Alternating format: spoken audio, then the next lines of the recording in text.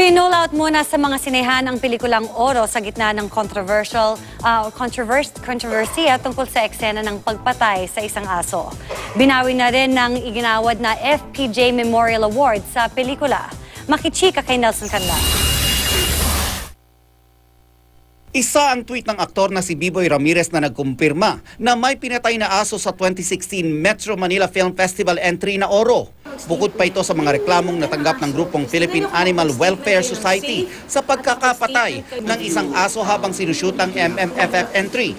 Ito ang nag-udyok sa post na usisain ng producer ng pelikula. Ang sinasabi nila, wala daw, they just happened upon a place na meron daw rampant dog killing and dun lang daw nila sinut. So hindi daw sila ang gumawa ng krimen pero kinunan lang nila yung pagpatay sa aso. Iba naman ang sinabi ng Oro producers kay MMFF Executive Committee member Lisa Dino Sigera.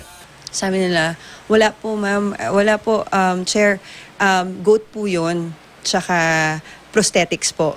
Maganda lang po yung pagkakagawa. Kasama dapat sa original na cast ng Oro sina Nora Honor at John Rendez.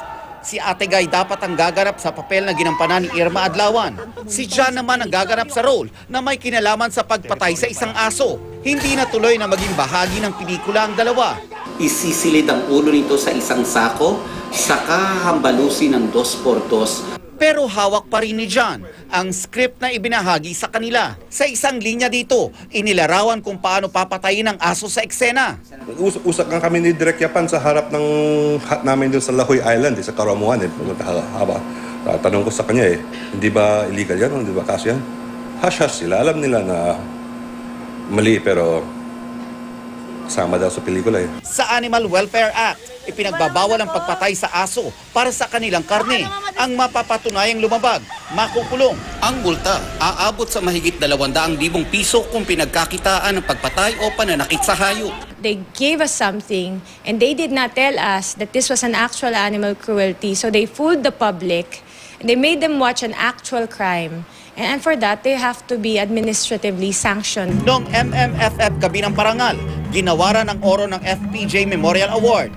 Pero ipinabawi ito ng pamilya po dahil ang kontrobersya ay nagdulot daw ng pagdududa sa kakayanan ng pelikula na maging halimbawa sa mga makatao at pagpapahalagang kultural na taglay ng namayapang King of Philippine Movies. Tinanggal na rin ngayong araw ang Oro sa mga sinihan, alinsunod sa napagkasunduan nila ng MMFF Exicom na kailangan munang nilang tanggalin ang kontrobersyal na eksena.